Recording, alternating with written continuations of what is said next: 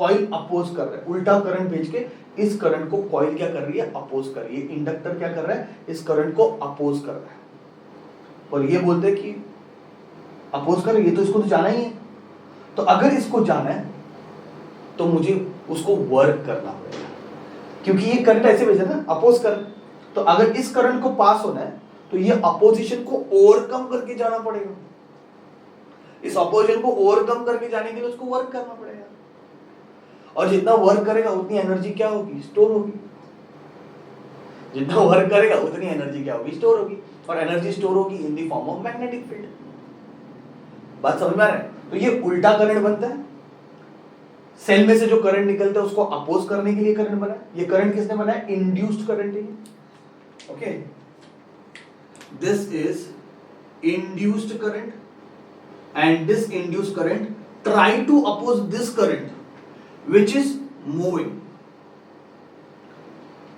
तो ये करंट को if this current want to flow, if the charges want to move, then they have to overcome this opposition, and this to overcome this opposition they have to do some work. Charges have to do some work.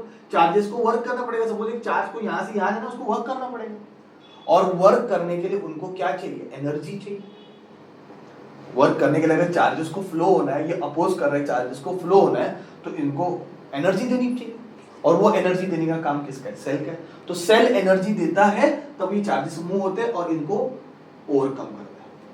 तो हमें क्या करना है, work done find करना है। क्या find करना है, वर्क डन, कि भाई कितना वर्क डन करेगा चार्जेस मूव होने के लिए, उतनी एनर्जी क्या होगी, स्टोर होगी, है कि नहीं। कोई बड़ी बात नहीं, हमें वर्क डन फाइंड करना है। तो कैसे फाइंड करेंगे वर्क डन, तो यहाँ पे एक चीज याद रखो, करंट बढ़ रहा है।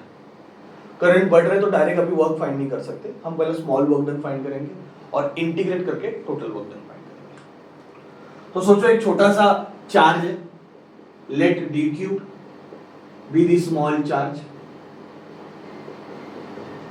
ओके, एक छोटा सा चार्ज है, करंट में तो बहुत सारे चार्ज आ रहे हैं, और मैंने एक छोटा सा चार्ज ले लिया डी क्यू।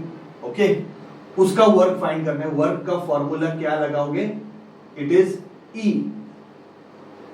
समझ लो, वर्क का फॉर्मूला क्या लगाओगे, ई इंटू डी क्यू।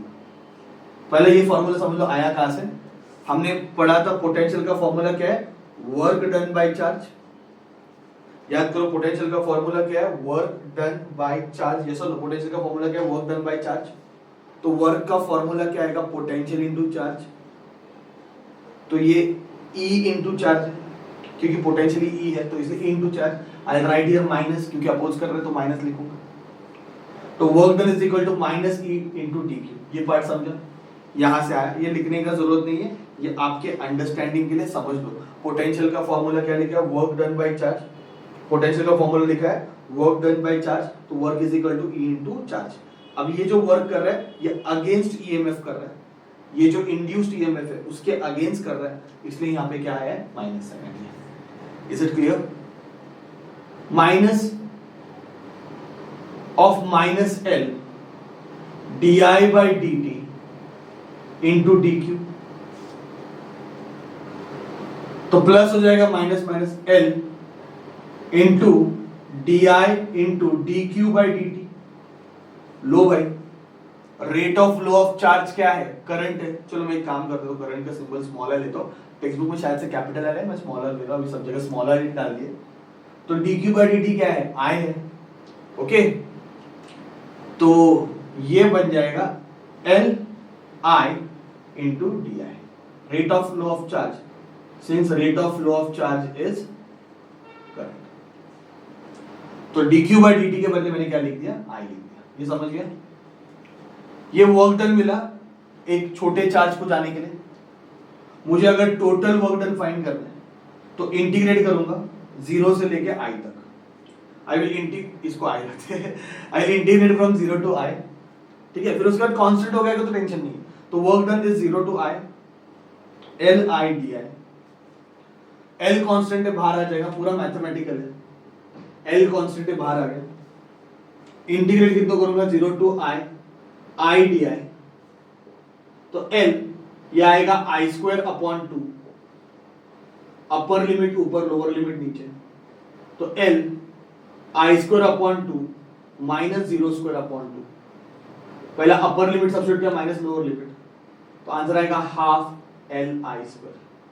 जितना वर्क डन होगा उतनी एनर्जी स्टोर होगी मैग्नेटिक फील्ड के फॉर्म में, ठीक है। तो ये अपना फॉर्मूला है एनर्जी स्टोर्ड इन दी, तो इसमें जो एनर्जी स्टोर होती है उसका फॉर्मूला निकला हाफ एल आई स्क्वायर।